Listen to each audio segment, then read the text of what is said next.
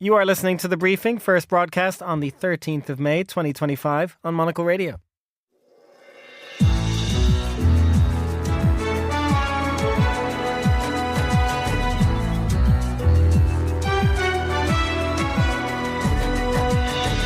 Hello and welcome to The Briefing, coming to you live from Studio One here at Midori House in London. I'm Chris Chermak. Coming up on today's program, Latin American leaders are in Beijing this week, signing economic deals, deepening their trading relationship with China. After that, Your Excellency, I present the Honourable Anthony Albanese to be sworn into the office of Prime Minister. Australia's Albanese, among those leaders who rode anti-Trump sentiment back into office, will explore what he plans to do with a second term. After that, we look at how Denmark and Greenland will take over chairmanship of the Arctic Council. We'll hear about Pope Leo's first press conference. And finally, Fernando Augusto Pacheco, you are in full Eurovision mode, bringing us an interview with one of the contestants. Absolutely, Chris. Today we hear from the Estonian entry Tommy Cash, a real provocateur. A provocateur. All that right here on The Briefing with me, Chris Chermak.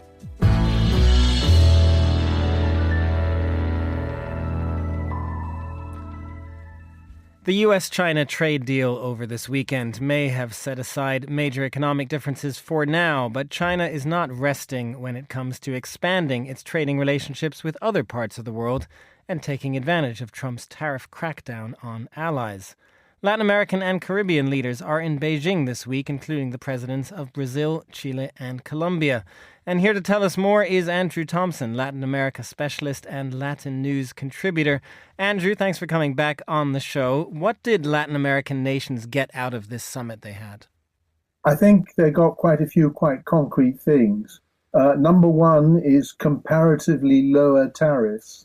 Accessing the Chinese market is now more attractive, if you like, in tariff terms than accessing the more difficult US market. The other thing which probably cannot be overemphasized, apart from the actual level of tariffs, what they got from Beijing was a commitment to stability and predictability in trade policy, something they're not getting at the moment from the United States. That is an interesting aspect of this, isn't it, Andrew? Because there was a time where China's own trade policy would have been viewed as more restrictive for countries in, say, Latin America or the Caribbean. But is it this idea of certainty that, whatever the policy might be, is that what's attracting nations right now? I think that is a big part of it. And Xi Jinping in various speeches has been emphasizing that. He's been saying, we're not going to put special conditions on monies we may lend you. We're not going to adopt a bullying style. If you were to believe him, China is now, represents everything good about world politics. But that is quite an attractive thing for a number of countries, particularly for companies that need to, develop their exports over 2, 3, 4, 5 years. They need some sense of continuity in market conditions, which at the moment Donald Trump is not giving Latin American countries.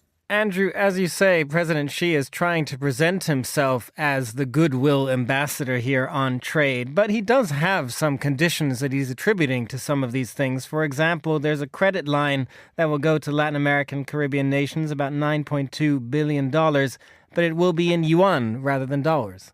Yes, very much so. That's part of Chinese and BRICS policy to try and de-dollarize the world trade economy and have a basket of other goods, of other currencies that replaces to some extent the dollar.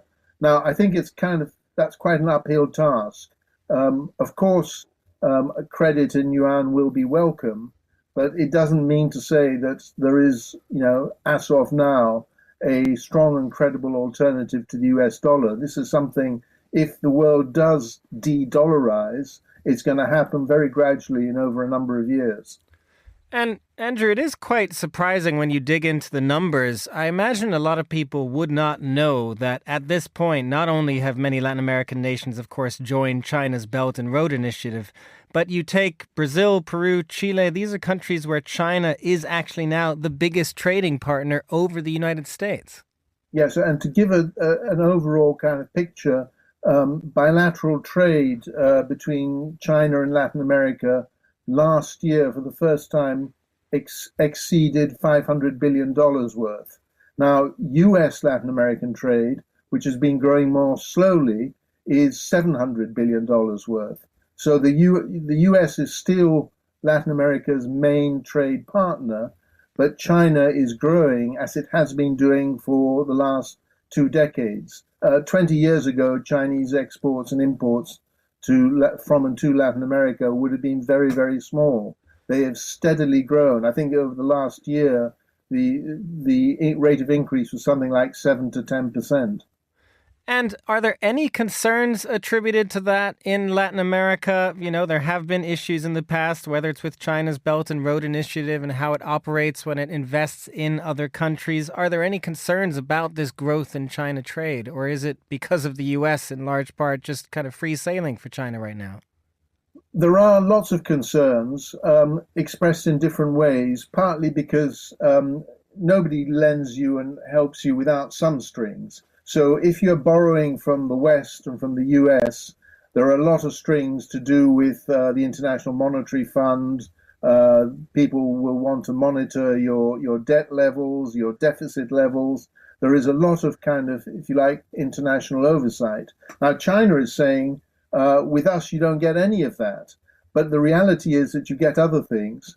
For example, under Belt and Road Initiative, there is a lot of money and planning going into a transoceanic railway line, which would take agricultural goods from Brazil across the Andes to the port of Chancay in Peru, which has been built by the Chinese. So there are quite a few national security concerns about the level of influence China has. Some of them, if you like, talked up by the Americans.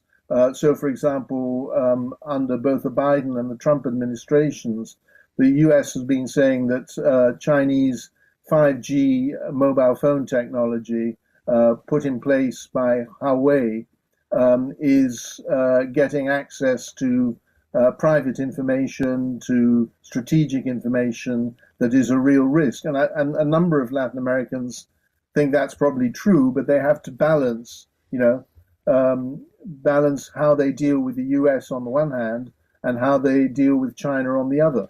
Well, just finally on that then, Andrew, is there a version of this where, say, the concerns about China grow and the US eases some of its tariff policies and you start to see Latin American countries shifting back the other way again? I think that's entirely possible, but the Trump administration has not really shown a desire to do that, to soften conditions. And in fact, Latin America is very low on Trump's scale of priorities, and it's mainly a focus on Mexico, and it's about immigration and about drugs, which is it's the sort of, there are obviously real problems there, but they also give a negative sort of news story. So a lot of Latin America thinks all they hear from the US is telling us off over migration and crime and drugs, whereas China has kind of cornered the market in saying how good and cooperative we are. Andrew, thank you very much for joining us. That was Latin America specialist Andrew Thompson. And now here's Monica Lillis with the day's other news headlines. Thanks, Chris. Donald Trump has met Saudi Crown Prince Mohammed bin Salman as the first diplomatic trip of his second term gets underway.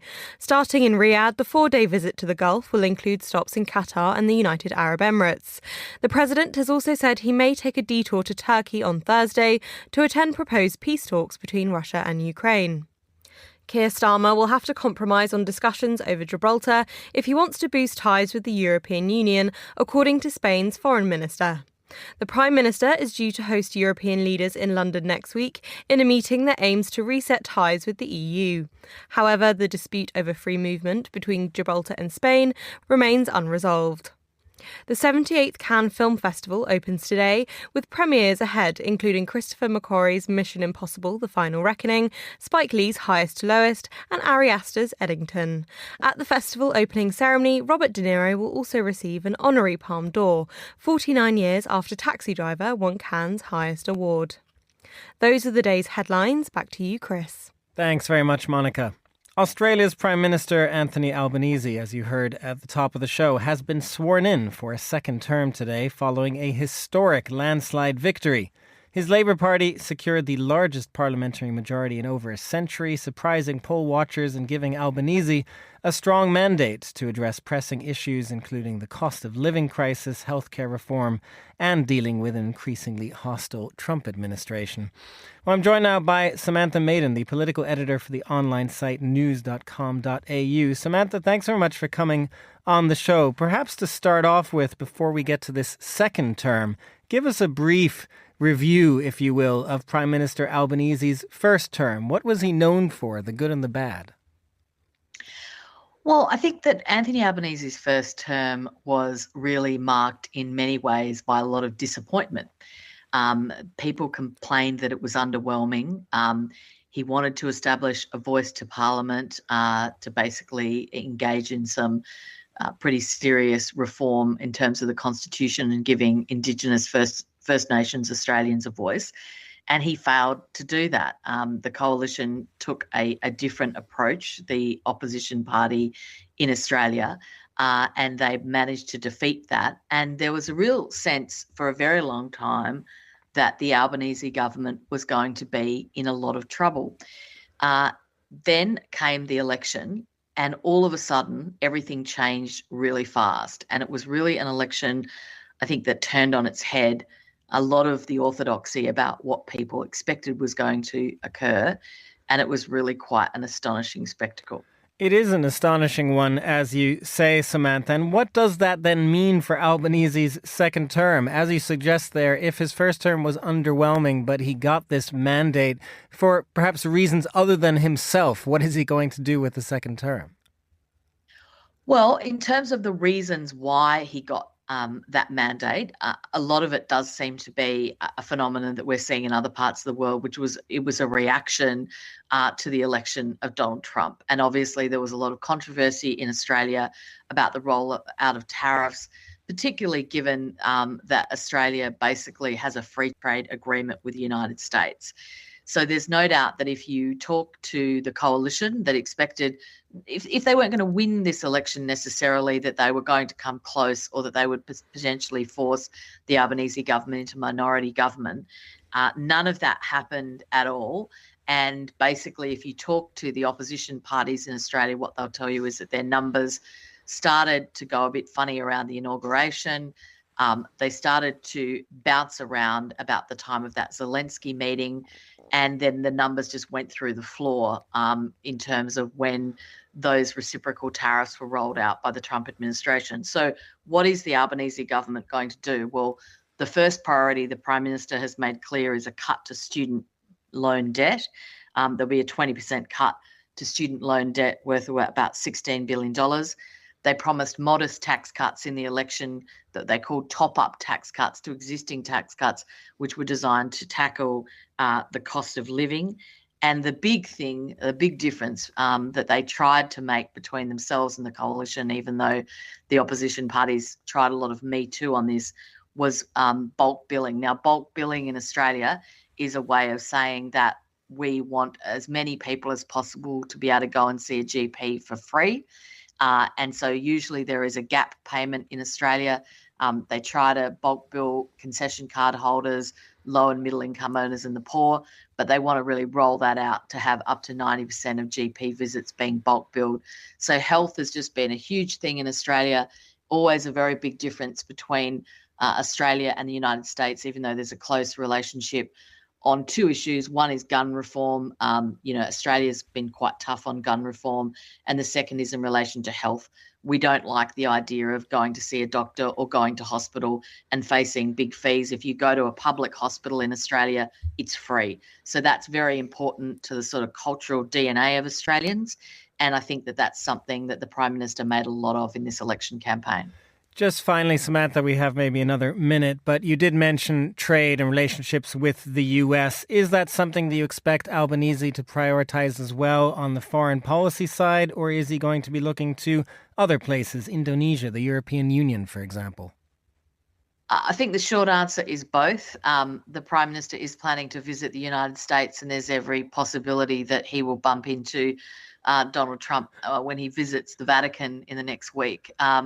So there's no doubt that Australia wants to continue to keep the lines of communication open with the United States, whether it's about critical minerals, whether it's about other things that they can do to try and resolve the issue with the United States. But obviously they're looking to alternatives as well. The relationship between Australia and the United States has always been very close, particularly on the defence front with defence agreements such as AUKUS, which relates to submarines. But there's no doubt that I think that the whole Trump tariff situation could have blown up in the Labor government's face if it was felt that it was targeted towards Australia. But once it became apparent that it was just holus bolus across the world to everyone, I think people took a different view. People didn't like it and they voted with their feet, and the rest is history. So I think that when the history books are written and the Prime Minister has to look at who he has to thank for winning this election and the thumping landslide that they got, of course that they would like to, attribute a lot of that to their policies, but a good proportion of it, they have a Republican president to thank for a left-wing Labor government in Australia. Thank you, Donald Trump, and thank you, Samantha Maiden, political editor for the online site news.com.au. You're listening to The Briefing on Monocle Radio.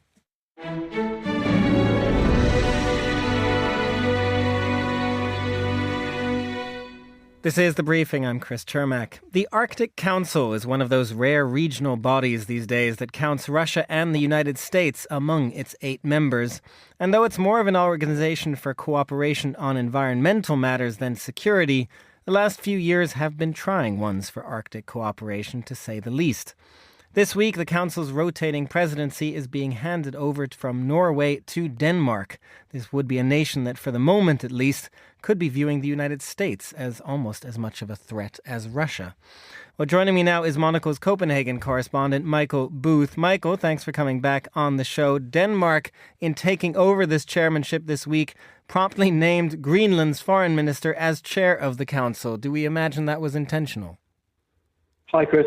I think it was intentional, yeah, but it's all about sending messages, and Denmark has been engaged in a flurry of different messages it's been sending to Greenlanders, to Americans, and to the world about its position in the Arctic. For example, they sent their king on a visit to Greenland.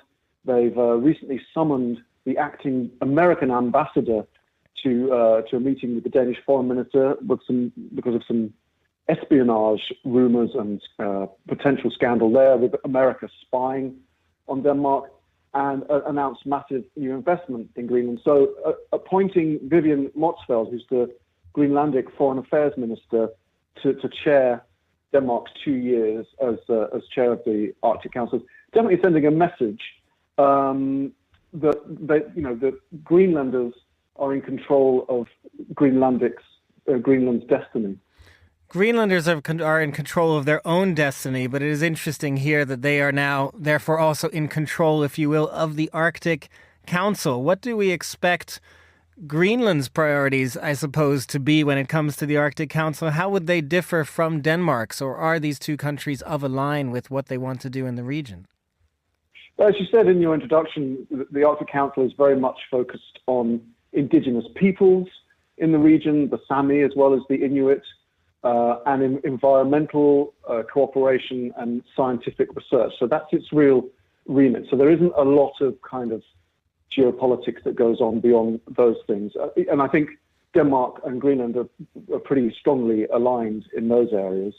But let's not forget, Denmark is always and still in charge of Greenland's foreign policy.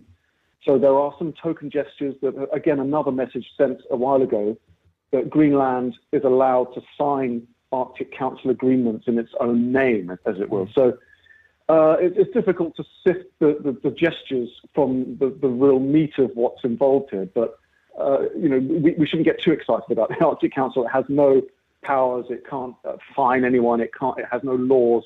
It's just really about trying to keep the cooperation going between these 8 countries. And what is the state of that cooperation at the moment? Because I do understand that even within the Arctic Council and what it does, as you outlined there, it's been pretty slow going because many countries are not working with Russia since its invasion of Ukraine, even if it is still a member.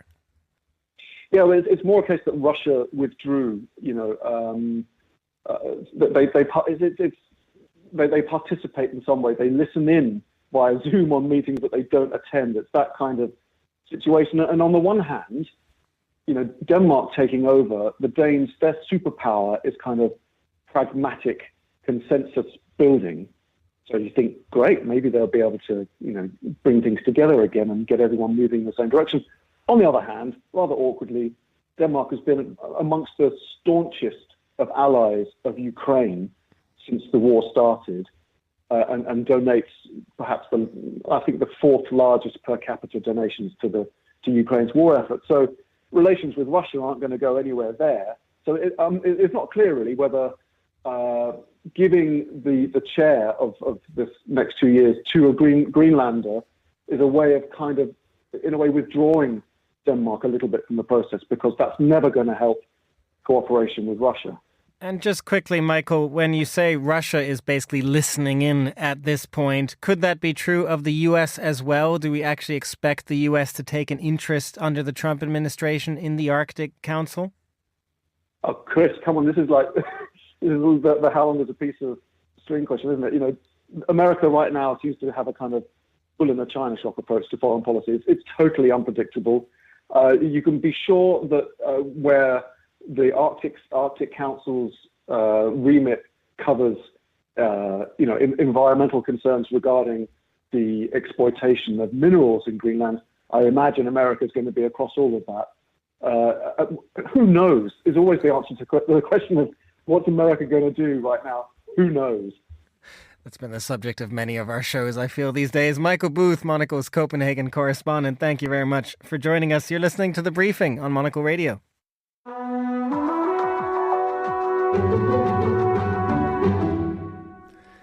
Now, yesterday saw Pope Leo XIV make his first appearance before the press in the Vatican, and while the first appearance by tradition does not include questions, there were some surprises. Pope Leo suggested he would be traveling to Peru, but not to the United States, at least in the short term. He also included a call for the release of journalists jailed around the world and gave an otherwise impassioned speech in favor of free speech. Well, I'm joined now by the former Vatican correspondent and Monocle's resident Pope watcher, Juliet Linley. Juliet, what did you make of yesterday's performance? Good morning, Chris. Well, by all accounts, I think he made a very positive impression. I mean, even on the more skeptical of journalists, and within that group of thousands of media professionals who had all descended on Rome and on the Vatican to cover the funeral and then the conclave, that's not necessarily the case. But I really saw a lot of sort of reverence amongst the journalists. They were all trying to shake his hand or get a picture with him. And he, you know what, he got a standing ovation as he entered. And then he charmingly joked in English, and this is important, that, well, if they were all still applauding by the end of his audience, that would matter the most. Now, it's interesting that he said that in English, but then, Chris, he immediately switched to Italian and stayed with Italian, as he urged, as you were mentioning, as he urged journalists to put an end to the polarizing war of words and to disarm communication of all prejudice and even of hatred. So he stayed with Italian throughout, and it's interesting because he is English mother tongue, but he also didn't use his mother tongue at any point when he made his first address to the world as Pope last Thursday evening. You'll remember he spoke to the nearly 100,000 people that had gathered in the piazza and in St. Peter's and surroundings. He deliberately chose to speak in Italian, and then he briefly switched to Spanish.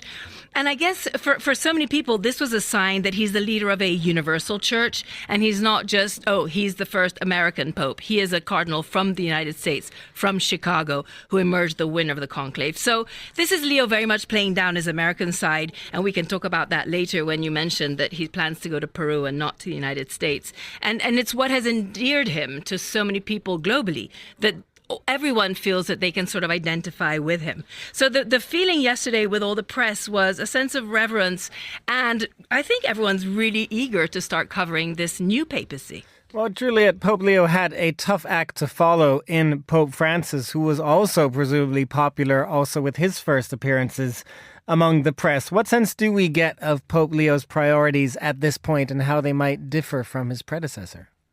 Well, several points. I guess, Chris, first of all, the first indication we got, which was before we even saw him appear in the lodge at St. Peter's, was the name that he had chosen. And it's Leo XIV. And that's always a clear indicator of where a pope's priorities lie. So he himself explained that it's a sign of his commitment to the Catholic Church's social teaching in terms of today's digital world.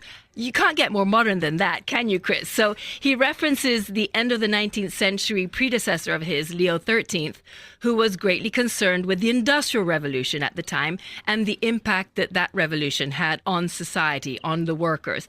And now, here we are with this current revolution, which is in artificial intelligence. That's the way Pope Leo put it. And he said he's urging the church, but also governments, to help protect workers' rights and their dignity, to ensure that they're, let's say, justly treated as AI, takes over so much of all of our lives. And I guess another priority clearly is peacemaking. His first words at the loggia as he was announced Pope were, La pace sia con voi, peace be with you. And then in his first Sunday blessing 2 days ago, he called for peace. He specifically referenced the Middle East, the Ukraine-Russia conflict. And it's no coincidence that right after that address on Sunday, he was on the phone with Volodymyr Zelensky. And Zelensky specifically thanked Leo for his support and for the Holy See's efforts in bringing home Ukrainian prisoners. And the Ukrainian president invited the pontiff to visit his home country. So those are two key priorities. And if you just want to look at one more sort of church-related, specifically priority, again, when he stepped out that first time on Thursday evening, we caught a glimpse of what he had chosen to wear. The Pope can choose which aspects of the papal regalia, whatever you want to call it, to put on. And he had chosen the scarlet mozzetta, which is this bright red cape, and more elaborate than what Francis had chosen. So, you know what? This is a sign also to the conservatives within the church who weren't so happy with Francis, that he wants to reach out to all. And although he has a strong missionary spirit, he's not such a traditionalist, he clearly wants to be a bridge, and he wants to perhaps start healing that rift between the conservatives and the progressives. Just quickly, Julia, we have maybe a minute or so, but this comment about traveling potentially to Peru but not to the US, this came in conversations with journalists, kind of offhand remarks, but surprising nonetheless. Surprising nonetheless. If you look at John Paul II, for instance, he went to Poland within his first year as Pope. Benedict's first trip abroad was to Germany. So I guess if we want to look for a clear sign of which passport Robert Prevost most identifies with, perhaps he's clearly saying Peruvian rather than American. But Chris, let's also not forget, he's had already some run-ins as cardinal with the Trump administration already early on in the year on immigration policies. He publicly admonished J.D. Vance on social media, for instance, for trying to use Christian theology to justify Washington's treatment of migrants. So there might be a bit of that behind all of this as well. And Chris, you know what? The Holy See actually hasn't issued the Pope's travel schedule yet. So it's still early days. It is early days. We will see what is yet to come. Juliet Linley, former Vatican correspondent, thank you very much for joining us. This is The Briefing.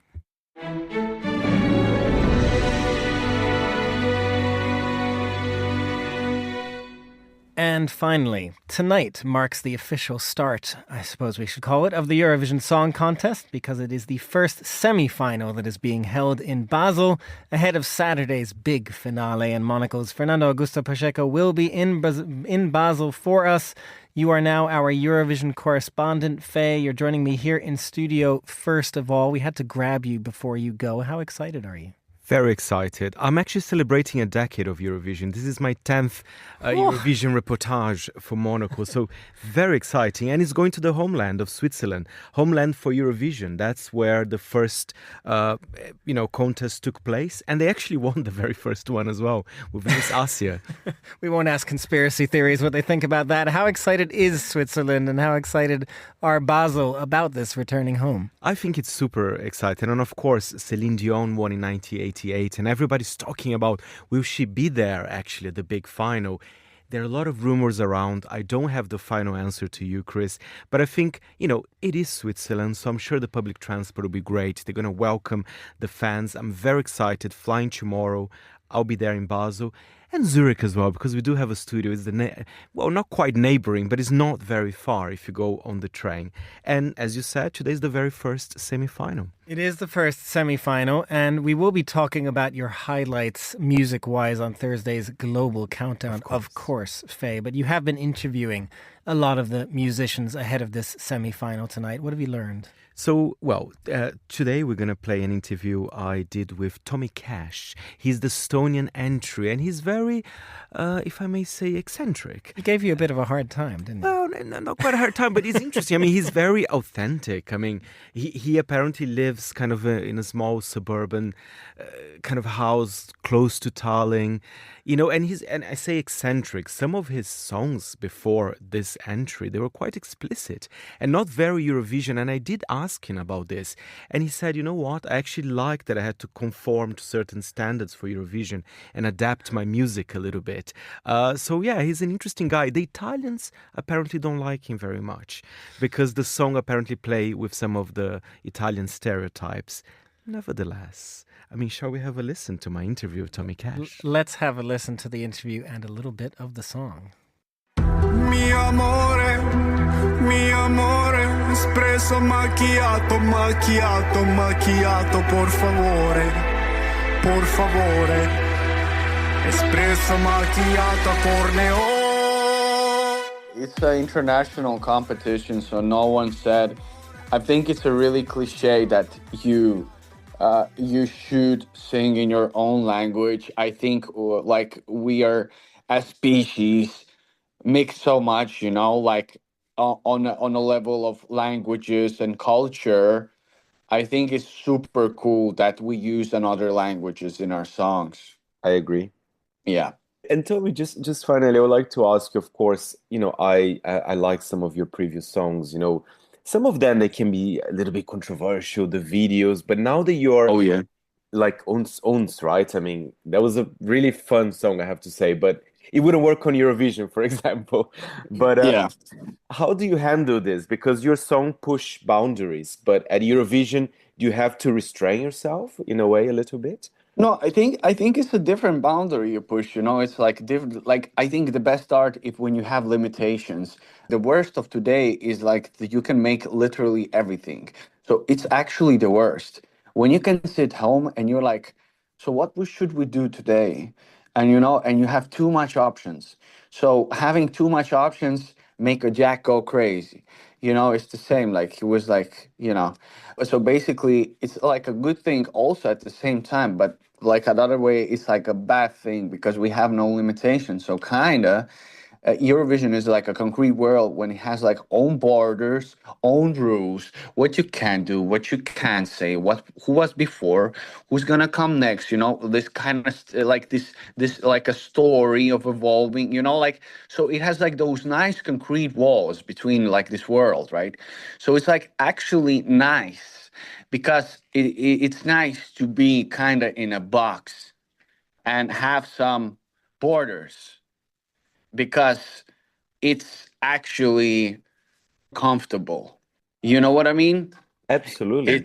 It's also like a task. It's like interesting. And it's also, when I look back into my art, it's like the best art I've made is like when there's some limitations. And between those limitations, some spark happen and some magic comes out, you know? Because sometimes when it's too free, you have too much money, you have too much freedom, you get too big team, your creation, just your meaning will get lost. Your plot will get lost because there's too big of a chain of command or whatever, you know? It's like how some big movies get bad, you know? I really enjoy it, you know, I really enjoy it. And it's an art, To be in it and do it good, it's very nice. Espresso macchiato. Me like to fly privati with 24 carati. Also mi casa very grandioso. Final question. I know you're there in Basel already preparing for rehearsals. But if someone is a fan, are you also planning to release new music or an EP perhaps closer to Eurovision? I think an album is the thing what I want to do. I also drop show the people some songs that weren't chosen. And I want to do it this year. So basically kind of have this, I don't know, a chapter maybe finished, or like a kind of like a, full circle for this chapter. So yes, we've been making a lot of tracks around espresso macchiato, and they're like from this similar world, would say, well, but also like very hectic and different. So I can't wait to release new music also, but I don't want to look too far because we have the battle next. Espresso macchiato.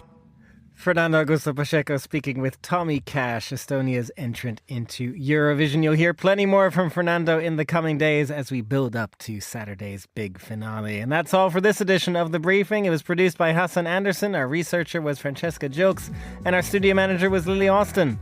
The Briefing is back tomorrow at the same time. I'm Chris Termack. Goodbye, and thanks for listening.